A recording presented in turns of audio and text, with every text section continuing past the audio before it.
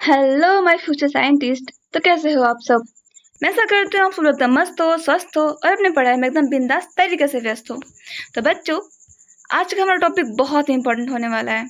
जी हाँ, आज हम पढ़ने वाले हैं गति का फर्स्ट लॉ, यानी कि गति का नियम, गति के तीनों नियम को। गति का तीनों नियम जो कि न्यूटन जी ने दिया है। ठीक है, इस तीनों नियम को हम बहुत ही बारीकी से डायग्राम से और साथ ही हैंड रिटन नोट से पढ़ने वाले हैं। ठीक है, तो बिंदास आप एकदम बैठ जाइए, आपको हर एक चीज़ यहाँ पे समझ में आ जाएगी एकदम बढ़िया से। ओके, तो चलिए वीडियो स्टार्ट करते हैं। लेकिन उससे पहले आप छोटा सा एक काम कर दीजिए कि चैनल को सब्सक्राइब कर दीजिए। ठीक है, और अगर वीडियो अच्छा लगे तो प्लीज़ लाइक भी कर दीजिएगा। चलिए आइए वीडियो स्टार्ट करते हैं। तो जो गति का फर्स्ट लॉ है, क्या है? गति का जो फर्स्ट लॉ है वो न्यूटन ने दिया था, लेकिन इसे गैलीलियो का जड़त्व का नियम भी कहते हैं। समझ में आया? मैंने कहा जो न्यूटन का फर्स्ट लॉ है उसे गैलीलियो का जड़त्व का नियम भी कहते हैं। इंपॉर्टेंट पॉइंट है, लॉक कीजिएगा इसे। तो पहला पॉइंट क्या कहता है कि प्रत्येक वस्तु अपनी विरामावस्था यानी कि स्थिर अवस्था या एक सरल रेखा में एक समान गति में बनी रहती है यदि इसकी अवस्था में परिवर्तित करने के लिए इस पर कोई असंतुलित बाह्य बल न लगाया जाए। मतलब कि कोई वस्तु है, अगर वो स्थित है यानी कि रुकी हुई है, फॉर एग्जाम्पल ये एक वस्तु है जो कि एकदम क्या है, रुकी हुई है। जब तक से इस पे बाह्य फोर्स ना लगाया जाए कोई, तब तक से बिल्कुल नहीं चलेगी। ठीक है, तो वही बात है। सेकंड क्या बोलता है कि एफ नेट 0, यानी कि अगर टोटल जो बल है वो शून्य है, तो अगर वह वस्तु रुकी हुई है तो उससे स्थैतिक साम्यावस्था कहते हैं, और यदि वो नियत वेग से गति कर रही है ना, तो उसे गतिक साम्यावस्था कहते हैं। जी हाँ, अगर कोई वस्तु विराम में है तो अगर कोई इस पर बल नहीं लगेगा तो उसे स्थैतिक साम्यावस्था कहते हैं, और अगर वो चल रही है तो उसको रोकने के लिए एक बल लगाना पड़ता है। ठीक है, अगर आप वो बल नहीं लगाएंगे तो क्या रहेगी, वस्तु हमेशा के लिए गतिमान रहेगी। ठीक है, तो इसको बोलते हैं गतिक साम्यावस्था। ठीक है, इम्पॉर्टेंट नोट क्या है कि यदि एक वस्तु पर परिणामी बाह्य बल शून्य है तो यह विरामावस्था या गतिक अवस्था में बनी रहती है। वही बात है कि अगर हम किसी वस्तु पे बल नहीं लगाते हैं बिल्कुल भी, तो अगर वो वस्तु विराम में है तो विराम में रहेगी, अगर वो वस्तु चल रही है तो चलती रहेगी। ठीक है, तो जो बाह्य बल है, जो परिणामी बल है, उसके प्रभाव क्या हो सकते हैं? ठीक है, अगर वो अशून्य बल है, अर्थात कि हम किसी वस्तु पे बल लगा रहे हैं, तो क्या क्या हो सकता है? तो पहला कंडीशन क्या है कि यह वस्तु की चाल को परिवर्तित कर सकता है। ठीक है, मान लीजिए एक फुटबॉल है जो कि ग्राउंड में स्लोली मूव कर रहा है, लेकिन अगर कोई बंदा जाके उसे पैर से एक किक लगा देता है तो क्या करेगा, वो और फास्ट मूव करने लगेगा। तो इसे ही बोलते हैं चाल परिवर्तित हो सकती है। ठीक है, और गति की दिशा, किक करने के बाद गति भी परिवर्तित हो जाएगी। जिस गति में चल रहा था पहले फुटबॉल, डेफिनेटली बात है कि वो उसकी गति चेंज हो जाएगी और वो और दिशा में चलने लगेगा। ठीक है, चाल और गति की दिशा दोनों बदल सकती है। आई मीन चाल भी बदल जाएगी और दिशा भी बदल सकती है। वस्तु की आकार और आकृति, फॉर एग्जाम्पल वस्तु के आकार और आकृति से क्या तात्पर्य है कि अगर मान लीजिए कि प्लास्टिक की वस्तु है, ठीक है, प्लास्टिक की वस्तु है, अगर हम उस पर ज़्यादा फोर्स लगा देंगे तो वो क्या हो जाएगा, टूट जाएगी, अर्थात कि उसके आकार और आकृति चेंज हो जाएगी। ठीक है, अब बात आता है कि जो न्यूटन का जो फर्स्ट लॉ है उसे बोलते हैं हम लोग गैलीलियो का जड़त्व का नियम भी कहते हैं। ठीक है, तो सबसे पहली बात कि जड़त्व आखिर है क्या? जड़त्व आखिर है क्या? तो जो जड़त्व है ना, वो अवस्था में परिवर्तन का विरोध करने का गुण है। अर्थात से मतलब है कि कोई वस्तु जिस अवस्था में है वो चाहती है कि वो उसी अवस्था में रहे और उसका अवस्था चेंज ना हो। फॉर एग्जाम्पल, अगर कोई वस्तु रुका हुआ है तो वो चाहता है कि मैं रुका रहूं, मैं गति ना करूं। अगर कोई वस्तु गति कर रहा है तो मैं चाहता हूं कि मैं गति करूं, रुकूं ना। यह है जड़त्व का नियम। और अब बात करें द्रव्यमान क्या होता है। तो जो द्रव्यमान होता है वस्तु का जड़त्व का मापन करता है, अर्थात कि जिस वस्तु का जितना ज्यादा द्रव्यमान रहेगा ना, उस वस्तु का उतना ही ज्यादा जड़त्व रहेगा। जड़त्व का मतलब है कि उसको वहां से हटाने में उतनी ज्यादा मुश्किल होगी। ठीक है। जैसे कि जड़त्व का प्रकार, जो कि बहुत ही इंपॉर्टेंट टॉपिक है, एग्जाम में क्वेश्चन इसमें से बहुत ही ज्यादा आते हैं।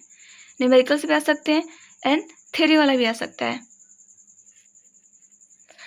तो सबसे पहले आता है विरामावस्था का जड़त्व। तो विरामावस्था का जड़त्व से क्या आशय है। तो जैसे कि हेडिंग से पता चल रहा है कि वस्तु क्या है, विराम अवस्था में रहना चाहती है। ठीक है। तो इसमें क्या है कि वस्तु विराम में ही रहना चाहती है। ठीक है ना। विरामावस्था में के परिवर्तन का विरोध करेगी। यानी कोई वस्तु विराम में है तो वो चाहे कि मैं विराम में ही रहूं, मेरे में कोई परिवर्तन ना हो, गति ना करूं। ठीक है। फॉर एग्जाम्पल कि पहला क्या एग्जाम्पल है कि जब पेड़ की शाखा को हिलाते हैं तो फल नीचे गिर जाता है। क्या होता है कि जब पेड़ जो है वो एकदम रुका हुआ रहता है, ठीक है, एकदम शांति से खड़ा है, लेकिन जब हम उसकी टहनियों को हिलाते हैं तो वो जो फ्रूट्स हैं वो रुके रहते हैं। वो चाहते हैं कि मैं जैसा था वैसा ही रहूं, लेकिन जब हम हिलाते हैं तो फ्रूट्स जो फ्रूट्स की टहनियाँ हैं वो हिलने लगती हैं और फल चाहता है कि मैं रुका रहूं।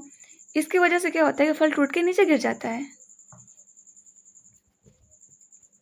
और दूसरा एग्जाम्पल क्या है कि जब एक बस या ट्रेन अचानक चलना प्रारंभ करती है तो इसके अंदर यात्री पीछे की ओर गिरने लगते हैं। क्यों गिरते हैं? क्योंकि हमारा पैर बस के संपर्क में रहकर गति अवस्था में और जो हमारा शरीर है ऊपर का वो विरामावस्था में होता है। कहने का मतलब है कि जब तो उस वक्त क्या होता है, जब बस चलती है तो हमारा पैर भी चलने लगता है, लेकिन जो हमारा शरीर है कहता है नहीं भाई हम रुके रहेंगे, हमको नहीं जाना है। तो क्या होता है, पीछे का धक्का लग जाता है हमें। ठीक है। ठीक उसका उल्टा होता है कब, जब बस चलता रहता है तो हमारी बॉडी भी गति अवस्था में रहती है, लेकिन हमारा जो पैर है वो स्ट्रेट अवस्था में रहता है, रुका रहता है। तो जैसे बस रुकता है तो क्या होता है कि जो हमारा शरीर है कहता है नहीं मैं चलूंगा, जो हमारा शरीर रहता है वो चलता रहता है और जो हमारा पैर है वो रुका रहता है। तो हमारा शरीर जो है आगे की तरफ मूव कर जाता है। ठीक है। और सेम वही बात है, जब एक घोड़ा अचानक चलने लगे तो इसका जो सवार होता है वो पीछे की तरफ जाता है और कंबल को छड़े से पीटने पर धूल के कण भी उड़ते हैं। अब आता है गति का जड़त्व। वो तो था विरामावस्था, अब यह है गति का जड़त्व। ये कैसे काम करता है कि ये चाहता है वस्तु गति में ही रहना चाहती है, यानी कि गति के परिवर्तन में विरोध करता है। क्या है इसमें कि जब बस या ट्रेन अचानक रुकती है, ठीक है, वही बात है गति का जड़त्व, क्योंकि ट्रेन पहले से क्या करे, मूव कर रही है, गति कर रही है। तो जब ट्रेन जो अचानक रुकती है तो यात्री को आगे की ओर क्या होती है, झुकाव महसूस होती है, होती ही है। और क्या एग्जांपल इसका कि चलती ट्रेन से उतरते हुए आदमी, ठीक है, आगे की ओर गिर सकता है। आपने कई बार देखा होगा कि जब ट्रेन चल रही होती है और कोई आदमी उतर रहा होता है वहां से, तो वो भी ट्रेन के साथ दौड़ता रहता है। ठीक है, थोड़ा सा वो चलता रहता है। ऐसा कभी देखा नहीं होगा आपने कि कोई यात्री जो है डायरेक्ट चलती हुई ट्रेन से उतर कर रुक जाए। बिल्कुल, वो भी मूव करता रहता है उसके साथ साथ। ठीक है, अगर वो रुक जाएगा तो बिल्कुल वो गिरेगा मुंह के बगल। तो चलिए आपसे मैं एक छोटा सा क्वेश्चन पूछती हूँ, अगर आपको इसका आंसर पता है तो आप बिल्कुल कमेंट बॉक्स में जरूर बताइएगा। ठीक है। क्या है कि मान लीजिए एक ट्रेन है जो चल रही है, ठीक है, और एक नियत वेग से चल रही है, ना ही उसका वेग घट रहा है ना ही उसका वेग बढ़ रहा है। ठीक है ना, एकदम शांति से चल रही है। तो क्या किया आपने कि आपने एक छोटा सा गेंद अपने हाथ से उछाला, तो बताइए कि वो जो गेंद है वो कहाँ गिरेगा। ऑप्शन, क्या आपके हाथ में गिरेगा, या थोड़ा सा पीछे गिरेगा, या थोड़ा सा आगे गिरेगा, कहाँ गिरेगा। मैं वेट करूँगी, आप कमेंट बॉक्स में से ज़रूर बताइए, अगर पता है फिर भी और नहीं पता है फिर भी। अब हम बात करते हैं दिशा का जड़त्व। इसमें क्या है कि घूमते हुए पहियों से कीचड़ बाहर की ओर फेंकना, ठीक है, दिशा का जड़त्व है। जैसे कि इसका एग्जाम्पल क्या है कि एक घिसाई वाले पहिए से निकलने वाली चिंगारियां जो होती हैं स्पर्श रेखीय दिशा में होती हैं। आपने कई बार देखा होगा कि जब वो वेल्डिंग वगैरह करते हैं तो उसमें से जो चिंगारियां निकलती है वो क्या होती है, स्पर्श रेखीय होती है। और इसका एक और एग्जाम्पल है कि जब एक सीधी रेखा में गतिशील कार जब घुमाव लेती है किसी मोड़ पर, तो क्या होता है कि जो हम होते हैं ना, वो त्रिज्या बाहर की ओर क्या करते, बल अनुभव करते हैं, यानी कैसा लगता है जैसे कि बाहर की तरफ हम निकल जाएंगे, ठीक है। तो यह दिशा का जड़त्व। हालांकि ये था गति का फर्स्ट लॉ। हाँ, थोड़ा सा बड़ा है ये गति का प्रथम नियम, सो इट्स ओके, कोई बात नहीं। आई होप कि आपको ये वीडियो अच्छा लगा हो, अच्छे से समझ में भी आया होगा। और अगर आपने अभी तक भी सब्सक्राइब नहीं किया है तो कर दीजिए भाई, ठीक है। मिलते हैं नेक्स्ट वीडियो में, जो कि गति का सेकंड लॉ हम पढ़ेंगे। तब तक के लिए जय हिंद।